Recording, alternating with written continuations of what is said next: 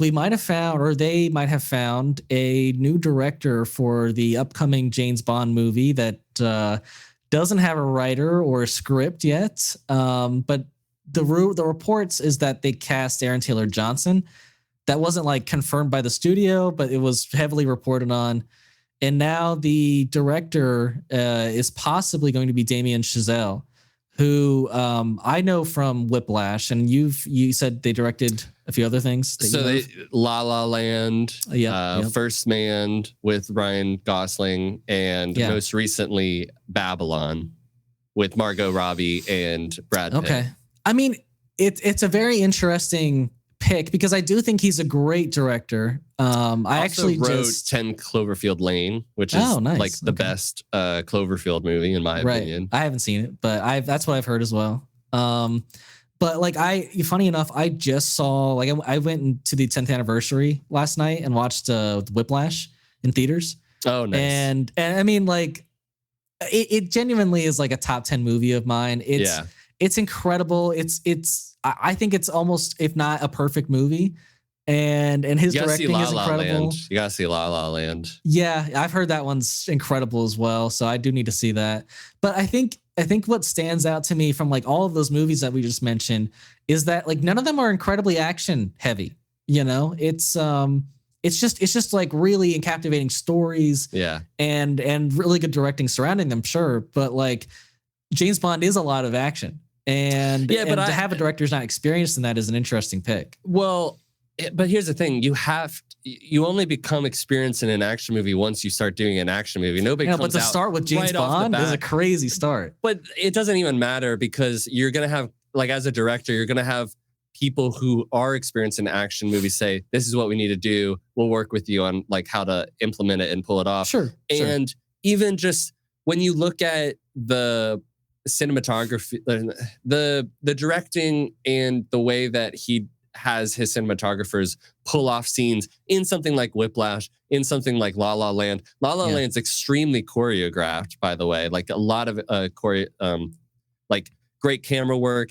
I mean, even the and like no, I mean, there's a lot of choreography that he's got to get right. So I think like I'm not worried about that at all. Sure, I get that. And so and by the way, this is all like a rumor coming from World of Real.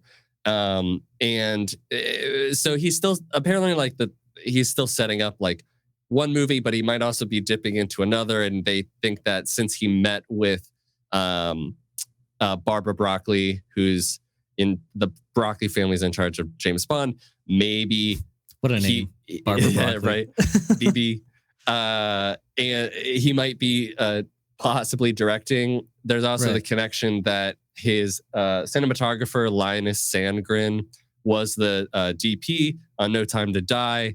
And there you go. Also, he said back in, I think, like 2018, it's maybe James Bond is maybe the only franchise that would be tempting, that he grew up with it. And Bond movies were one of the few things I could reliably get my dad to watch with me.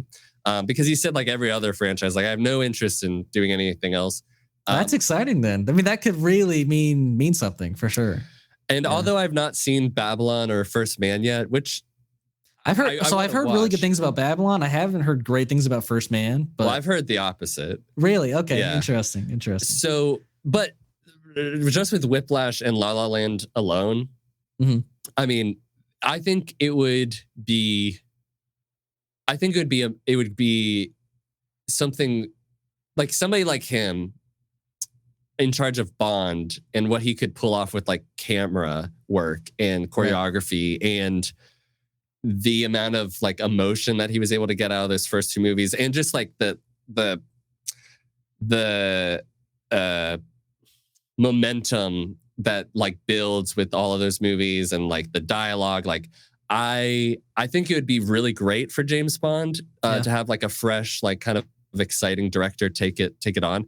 You could do it Christopher Nolan, but like Christopher Nolan said, it'd have to be like something that I'm in charge of like and he don't has have interference. Right. Which like that's not going to happen with James Bond. It like admittedly, like if I was the Broccoli's, like you either take the gamble of like Christopher Nolan making it like a Christopher Nolan James Bond movie and then maybe completely like reinventing it and making it really great in a new way. I would need to see a script from Nolan first, to be honest, if I were them. But or you just pass on it and be like, well, it can't be like too much of a vision, like of a soul vision. I just think they need to be able to have some say, because like I think they do have like some guidelines for how they want James Bond to stay. But yeah, I don't know. I think like control is important for the family, like the Broccoli family, I'm sure. And so yes, Christopher Nolan just did like direct a $1 billion like Oppenheimer movie. But James Bond can make that kind of money without, maybe not $1 billion, but they can make some really good money without Christopher Nolan as well. So right. I don't think they're desperate to get Christopher Nolan. And I think this makes sense. You have, I think, a passionate director, a really great director who is kind of passionate about James Bond. And then you just detail that they had a meeting recently. So I think I'm not saying this is confirmed, but it definitely looks good. It looks good. And I would be extremely happy with the choice if it were the case. And if Aaron Taylor Johnson was to be Bond. I think that's a great director and great actor. I think it's a great pairing. I think it sounds exciting if it's true. If it's true. Yeah. We'll see. But I think we have at least 2 or 3 years until we see the next James Bond movie. So yeah. It's going to be a while before we figure all this stuff out. But exciting to talk about. It's fine. Yeah.